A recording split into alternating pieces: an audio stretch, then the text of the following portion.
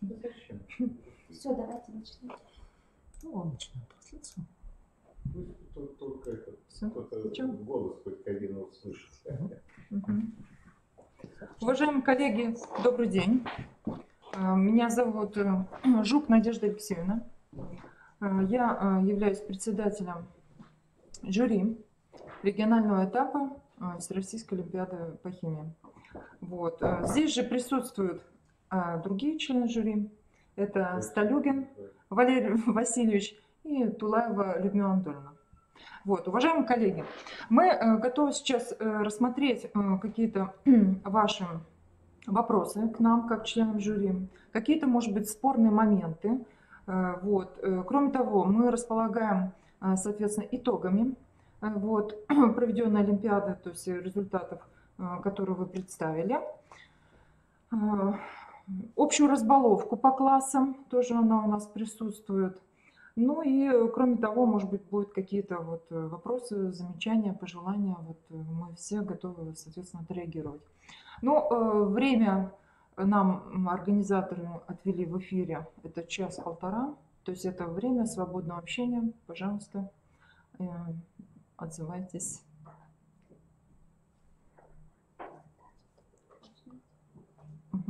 Вот для начала, значит, мы готовы, вот давайте посмотрим, это предварительные пока результаты.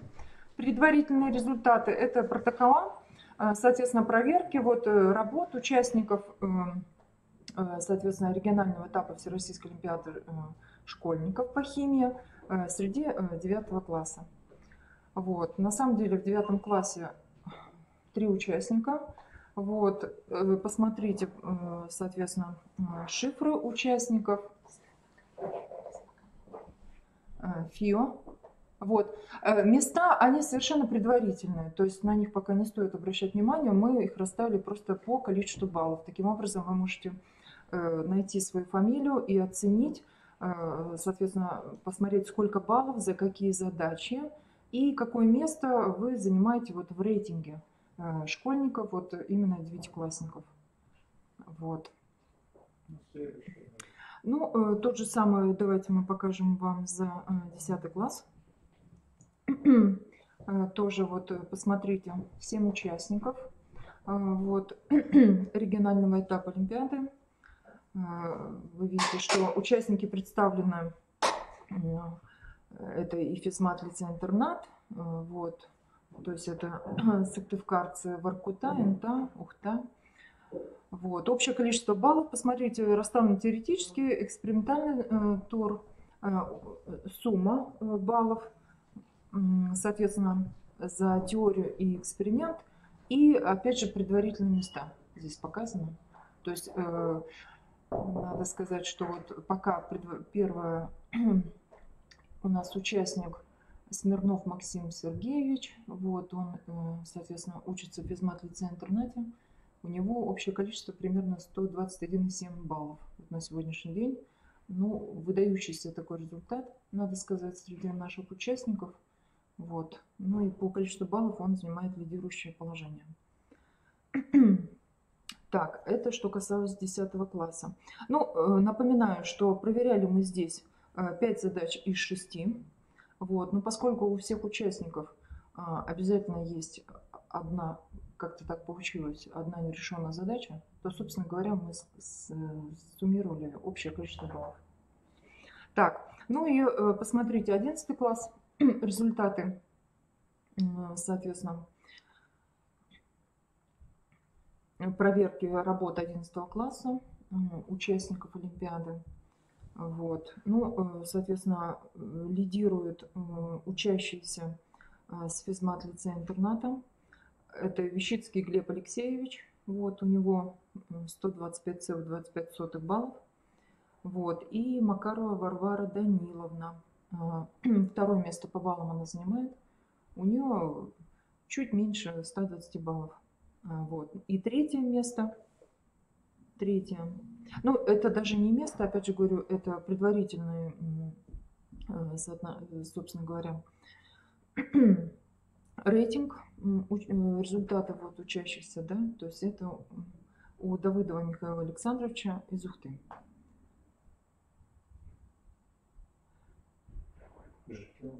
Да, уважаемые коллеги, школьники, учителя, которые готовили этих выдающихся ребят, пожалуйста, можете задавать нам вопросы, может быть, есть какие-то замечания, пожелания, мы готовы на них ответить. Ждем ответа, как соловей где-то. Вот Валерий Алексеевич поет песни, посмотрите, какой у него хороший слух. Вот. Он ожидает от вас реакции.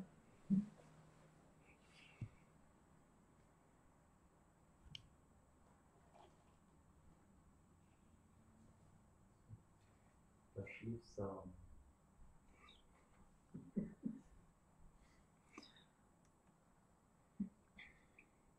Ну вот, значит, мы здесь тоже для вас подготовили, соответственно, задачи вот собрали.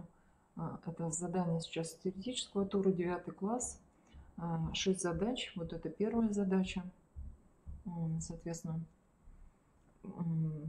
это вторая задача у 9 класса. Дальше вот. Да, третья задача, они, да, мы все как бы заготовили, они у нас есть.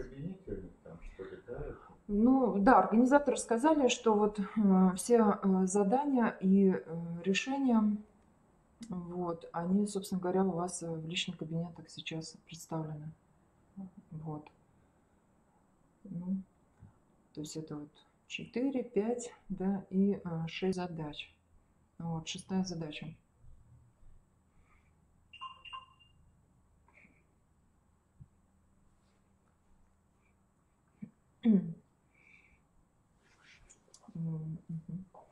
Ну, далее 10 класс, вот задача 10 класса, у них тоже было 6 задач.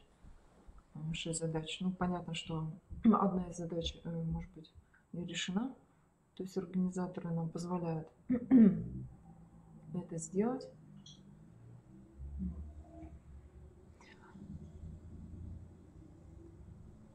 И 11 класс, те самые 6 задач, вот, которые были представлены вот, для учащихся 11 класса в таком испытании. Задачи экспериментального тура. Ну, кстати, надо сказать, что 9 класс с задачами экспериментального тура, соответственно, справился гораздо успешнее, чем с теоретическими задачами. Вот. Но они традиционны и предсказуемы. Может быть, это явилось вот этой причиной.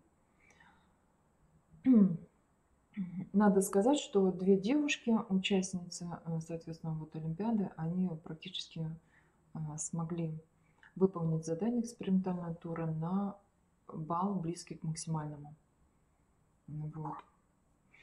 Ну и также успешно ответили на вопросы теоретические, которые прилагались, соответственно, вот, при выполнении этой задачи. Для 10 и 11 класса традиционно предлагается решить задачку на методы титрования. Это в основном кислотно-основное титрование. Вот. Тоже у нас очень хорошие результаты по экспериментальному туру. Немало ребят, которые, соответственно, были оценены их работы максимальное число баллов. Вот, они, кроме того, что успешно справились с самой задачей, они же еще и выполнили ее достаточно точно. А вы знаете, что 10-11 класс, основное количество баллов, соответственно, приходится на оценку точности результата анализа.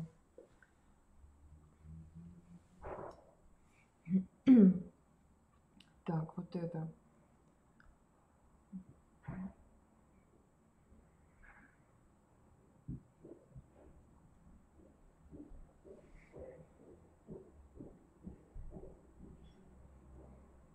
Ну, тут же мы приготовили для вас решение задача экспериментального теоретического тура на предмет того, если у вас будут какие-то к нам вопросы. Да?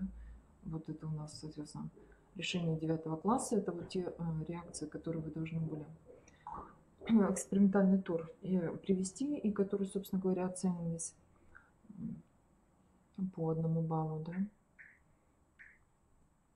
Вот. И важна, наверное, система оценивания, потому что у многих ребят, вот она, наверное, вызывает особый интерес. Собственно говоря, организаторы требовали от вас заполнения таблицы. Вот, собственно, вот такой таблица, которая вверху показана, которая позволяет идентифицировать вещества, собственно, в бюксиках. Вот, вы видите, да, вот такие аналитические признаки желательно было указать при ответе на вопросы. Вот. То есть вы видите, да, что в начале испытания надо было провести в воде, то есть на предмет растворимости солей, щелочи и кислоты. Вот. Уравнение реакции, вы видите, 12 уравнений, как говорили, да, и, соответственно, идентификация веществ. Но 2 человека из 9 класса полностью правильно идентифицировали вещества в бюксах, и поэтому получили большое количество баллов. Что касается 10 класса, это раздельное кислотно-основное титрование. Да? Вот. Какие здесь ошибки в общем были у ребят? Вот. На чем нам из-за чего нам приходилось эти баллы снимать? Вот. Но надо сказать, что ребята забывали, вернее, не делали пересчет на общее количество фосфорной кислоты в мерной кубе или кислоты хлороводородной. И чаще всего останавливались только на расчете количества в аликвотных частях растворов, да? В аликвотах. Вот. Это уже в переводе на русский язык часть. Да, вот.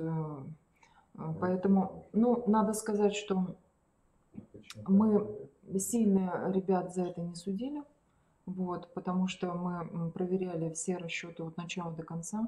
И если у участника прекрасно выполнен эксперимент, это было видно по затраченному объему титранта, потому что все ребята тщательно, в общем-то, отнеслись к своим экспериментальным данным. Вот, и все объемы, все какие-то экспериментальные параметры, все было приведено, и мы легко Да, хорошо сделали. Да, вот какое замечание, в общем-то, или, наверное, похвала от нас, от членов жюри, к ребятам, которые, собственно, делали эксперимент, это то, что они сделали его тщательно и умело. Вот. И не было никаких больших разбросов в значениях.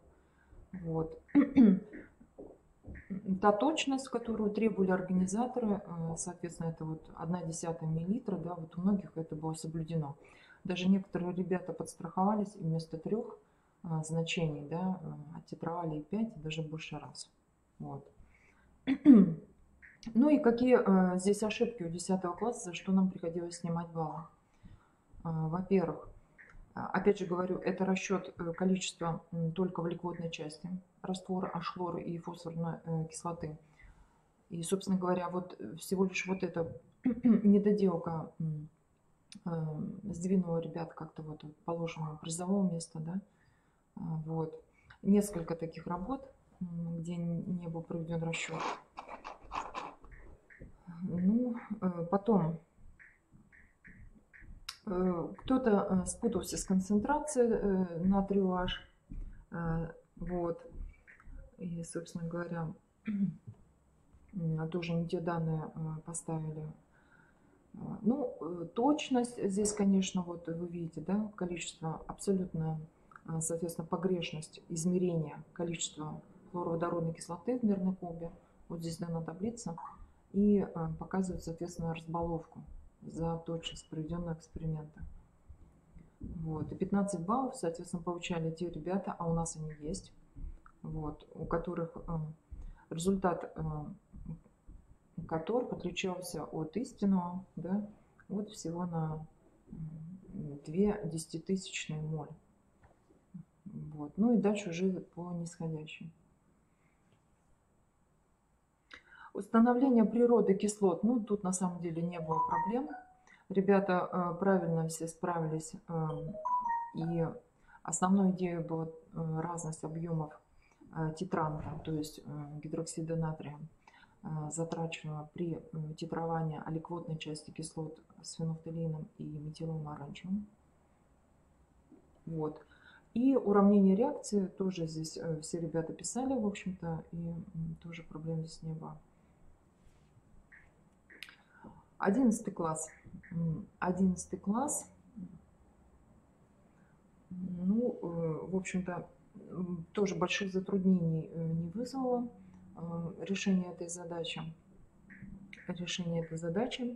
Во-первых, ну вот сам эксперимент в чем состоял, да, то есть ребятам требовалось выбрать одну из 3 приведенных методик, вот, обосновать свой выбор, да, ответить на вопросы, какая из этих методик принципиально неверная, вот, и опять же привести причину, по которой они так считают. Ну, понятно, вы, наверное, помните, да, что как раз методика номер 1, она была неверная совершенно, которой нельзя было пользоваться. Вот. Ну, вторая методика допускала, то есть методику номер 2 можно было, собственно, по ней работать, но она была недостаточно точная, поэтому тоже являлась нерекомендованной. А третья методика — это как раз та методика, по которой нужно было выполнять работу наиболее точно. Но принцип здесь в чем состоял? Суть самой работы. Значит, вам необходимо было определить содержание солей кальция, это хлорид кальция и нитрат кальция, в растворе, выданном вам. У каждого было индивидуальное задание, вот, аликвотные части у всех варьировались. Ну, идея здесь какая? Соответственно, известна масса смеси. То есть солей хлорида кальция и нитрата кальция. Вот. Ну, а общее количество карбонат ионов, которые содержатся в мерной колбе, ну, собственно говоря, в задаче вашей, да, или в аликвотной части этих растворов, вы находите методом титрометрии. Вот. Ну, напомню, да, что нам приходилось сделать. Во-первых, мы, соответственно, отбирали аликвотную часть анализируемого раствора, то есть, да, анализируемого раствора, потом, соответственно, добавляли к ней карбонат натрия в избытке заведомо, то есть в большем количестве, чем катионов кальция, которые там содержатся. Вот. И уже остаток карбоната натрия мы оттитровывали хлороводородной кислотой. И по количеству затраченного... Какого цвета? И с каким индикатором? Так, ну, какой индикатор, соответственно, мы использовали с вами, да? Это у нас был фенофталин, да? До какого? Вот. И изначально, если мы имеем в растворе с вами избыток карбоната натрия, среда щелочная, обусловленная гидролизом карбоната ионов в растворе, вот, и при таком значении pH раствора фенофталин окрашивается у нас в малиновый цвет. Вот. Ну и потом, соответственно, оттитровали мы H-хлор до обез с фенофталином до обесцвечивания. И конечным, соответственно, продукт конечный, да, в конечной точке титрования мы имели с вами это гидрокарбонат натрия. По количеству затраченной хлороводородной кислоты мы с вами определяли оставшееся количество карбоната натрия. Вот. А зная общее количество карбоната натрия, которое мы добавили с вами в аликвотную часть анализируемого раствора, в аликвоту, можно и так говорить, да, мы нашли то количество карбоната натрия, да, которое при взаимодействии с солями кальция. А отсюда мы определили общее количество кальция в растворе, ну, по закону эквивалентов. Вот. Число эквивалентности равно единице. Закон эквивалента, число эквивалентности равно единице. Вот. При гидрокарбонате. Совершенно верно, правильно. Валерий Алексеевич подсказывает нам, да, что если мы титруем с вами фенофталиином, в присутствии фенофталиина, то число эквивалентности карбоната натрия вот, до продукта гидрокарбоната натрия равно единице. Вот. Ну, Метилоранжем, скажите, а если использовать метилоранж, то титруется, да? Да, если бы мы использовали метилооранж, то очевидно, что конечным продуктом, то есть в конечной точке титрования, мы имели бы с вами уже угольную кислоту двухосновную, число эквивалента здесь равно 2. Вот, собственно говоря, вот эта ошибка, вот хорошо, что мы вспомнили про это, она присутствовала в некоторых решениях 10 класса. Потому что ребятам предлагались индикаторы фенофталиин и метилооранжевый, а оттитровали мы фосфорную кислоту. То есть они переходили от малярной концентрации эквивалента или по старому нормальности к малярной концентрации. Здесь нужно знать число эквивалентности. Были как раз ошибки. Совершенно верно, да. Вот это такое, наверное, еще недоучный, может быть, материал. Ребята, это, конечно, не школьная программа. Вот. И на это учителям, наверное, стоит обратить внимание. Собственно говоря, это использование кислотно-основных индикаторов, их поведение водных растворов, да. Вот. Соответственно, понятие о показателе титрования индикатора, интервал перехода окраски индикатора и число эквивалентности, в частности, фосфорной кислоты, да, многоосновной кислоты основания при титровании. То есть, да, при титровании, соответственно, щелочью там, или кислотой в присутствии того либо иного индикатора.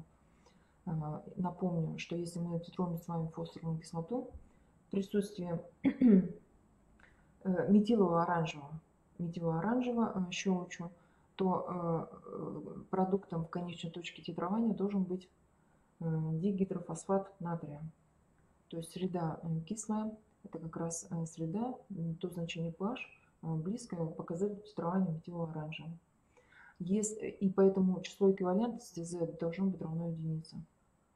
Если же мы титруем с вами фосфорную кислоту в присутствии фенофталиина, вот, то фосфорная кислота нейтрализуется по 2 ступеням. И продуктом нейтрализации будет гидрофосфат натрия. То есть натрий 2, H4. Число эквивалентности фосфорной кислоты в этом случае равно 2. Вот. И многие ребята, я так понимаю, что, наверное, от неожиданности не учли вот эту тонкость. И была даже работа, в которой в том и в другом случае Z было принято за единицу. Вот. И, соответственно, вот такая оплошность получилась, ошибочка. И, собственно говоря, из-за этого... Значит, фосфорную кислоту до средней соли никогда не титруют. Это самое главное. Да, что да, там были ошибки, связанные с тем, что конечной точкой нейтрализации была средняя соль, фосфат натрия. Да, правильно, да. При одном индикаторе, который там в данном задаче, до этой точки не титруется. Да, помню такую работу, где у нас молодой человек написал, что Z фосфорной кислоты равно 3. И продуктом нейтрализации был указан фосфат натрия. Средняя соль. Вот. Но, скорее всего, это вот было сделано от того, что просто пока еще этот материал неосознан, наверное, участникам, да.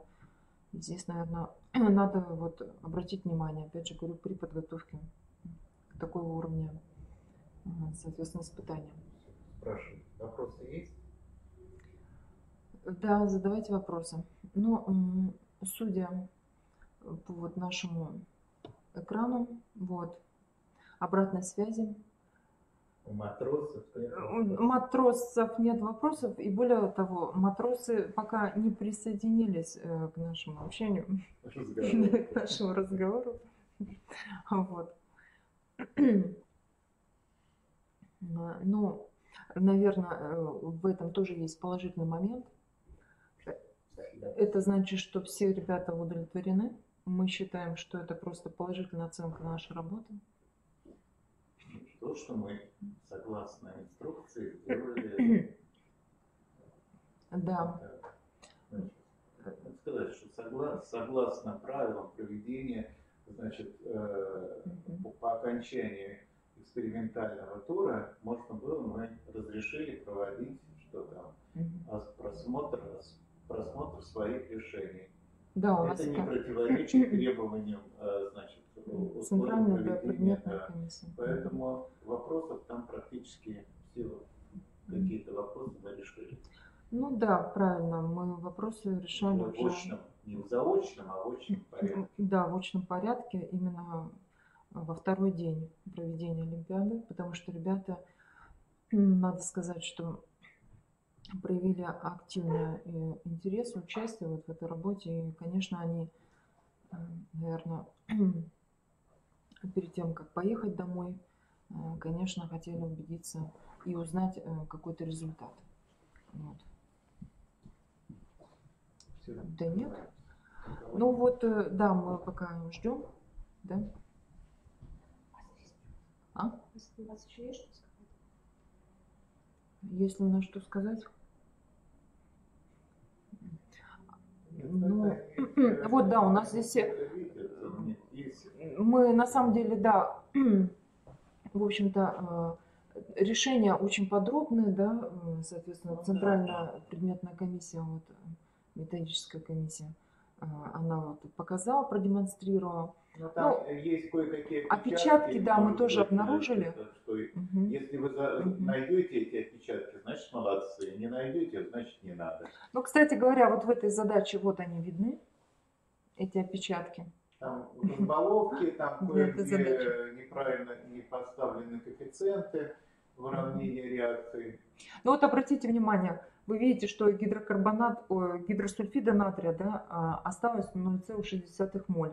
А вот уже на втором этапе проведения реакции, да, посмотрите, было, да, пишут, что 0,21 моль, а надо писать 0,6 моль, да, вот, было. А осталось 0,6 плюс 0,13, то есть должно быть здесь 0,73. То есть вот эти данные 0,21, 0,34, они как-то случайно здесь затесались. Вот, то есть они не совсем правильно. А дальше организаторы ведут правильное решение. Вот видите, вот масса гидросульфида натрия, да, 0,6 плюс 0,13, да. Вот, Валерий Васильевич, смотрите, обращаю тоже внимание у всех, что при расчете малярной массы соединения, посмотрите, организаторы предлагают использовать очень точные цифры. Вот смотрите, даже 3 знака после запятой.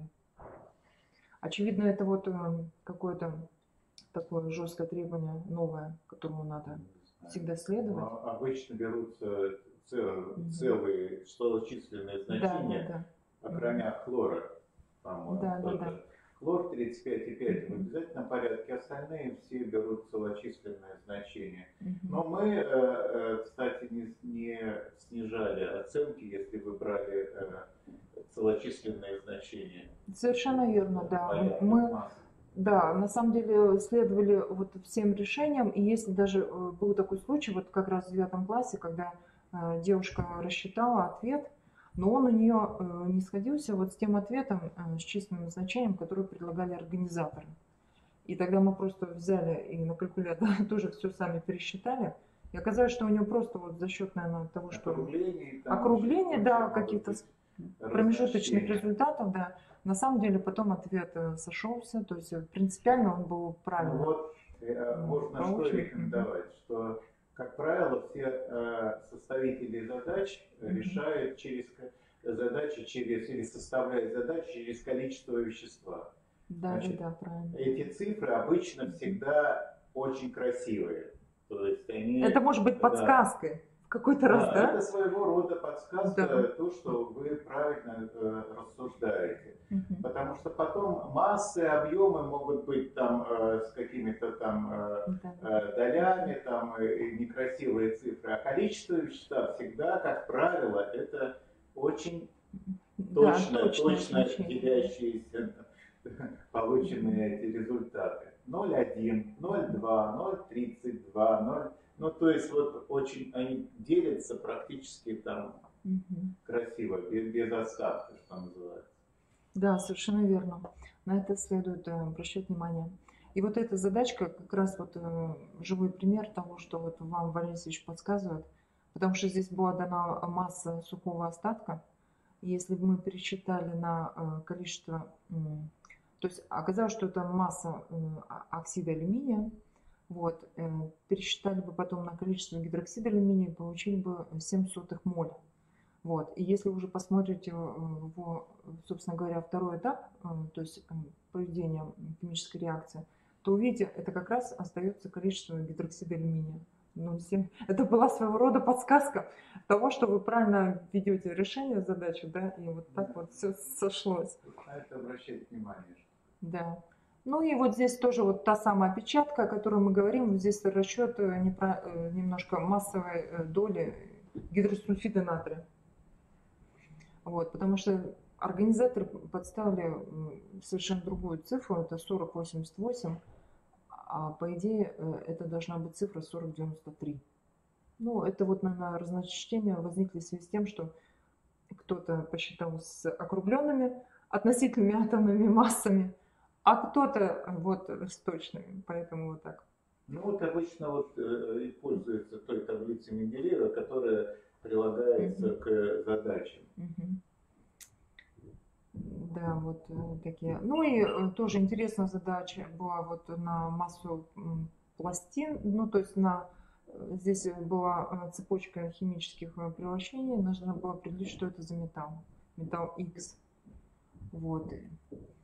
Ну и было интересно такой момент, значит, пластина алюминиевую и цинковую была погружена в раствор соли этого неизвестного металла. Вот. Была известна, соответственно, насколько изменилась масса пластины. И тут нужно было учесть то, что проходят два конкурирующих процесса. Это первое, это, собственно говоря, растворение пластин, то есть алюминий и цинк, и, соответственно, выделение металла на этой пластинке. Выделение металла. Ну и вот потом она решается подбором, то есть определяете малярную массу. Да, все написано действительно. Угу. Ну, вот такие моменты. Ну, вопросов нет? А у нас никого нет. Ну, тогда что вы нам предлагаете? Заканчивать? Ну, если у участников нет вопросов. Угу. Ну, что бы хотелось сказать, Валерий Васильевич, да, вот нам как бы мы, наверное, закончим сейчас это общение. Детьми, которые много знают. Да, мы вами на самом деле очень восхищены. Мы рады и счастливы от того, что земля Коми рождает таких талантливых детей. Вот. И вы именно от того, такие. Сколько вы баллов набрали, все равно участие, главное, не то, что главное участие, слишком, может быть, это сказано там, как в Олимпийских играх главное участие. Все равно любой человек хочет победить. Но чтобы победить, конечно, нужно работать, и работать очень много. Но тем не менее, все равно мы поздравляем вас, что вы дошли до значит, республиканского тура. Ну а надеемся, что максимум 4 человека из участников уедут на Всероссийскую Олимпиаду. Заключительный, да?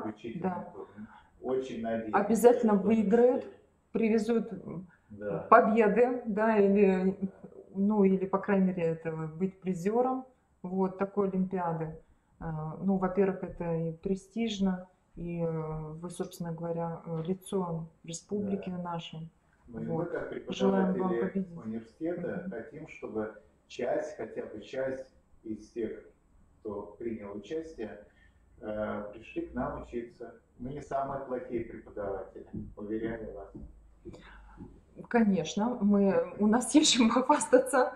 У нас много, собственно говоря, наших выпускников, которые сейчас являются звездами Коми-научного центра, институтов химии, биологии, физиологии. Работают в Москве, в Петербурге, Да. за границей. Так что если Все достижимо. хотите, можно выучиться. Можно, да, и сейчас очень широко развита программа обмена студентами.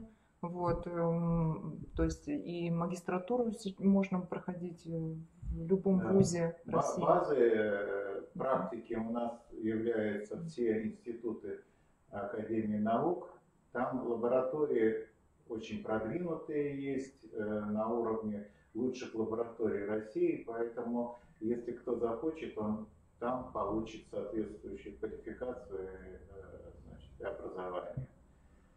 А кроме того, что, значит, обычного учебного материала, выпускные работы и работа в магистратуре, она связана, ну, на 80%, наверное, на 78% это работа в лабораториях институтов Академии наук. А там квалифицированные люди достаточно работают. Да, и мы поддержим ваш интерес такой интересной наукой, как химия. Вот, поскольку уже правительство России, президентом было сказано о том, что в настоящее время одной из стратегических задач является именно, собственно говоря... Ну и самое главное является то, что вот специальность или направление химия обычно имеет достаточно много бюджетных мест. А это означает, что образование вы будете получать бесплатно. Это важный момент.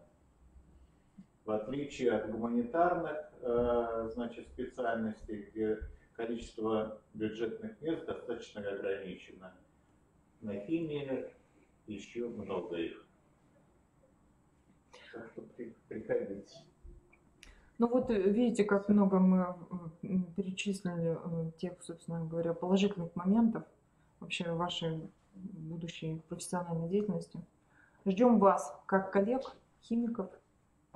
Вот. Очень рады с вами поддерживать общение. Приезжайте и приходите в гости к нам в университет и поступать, учиться. Вот. Ну и, собственно говоря, мы будем отслеживать ваши победы, результаты, потому что нам это тоже очень важно. Ну и, конечно, ждем вас на будущий год в качестве участников и победителей уже, опять же, регионального этапа Олимпиады. Вот. Ну, удачи. Всего вам наилучшего. До свидания. До новых встреч.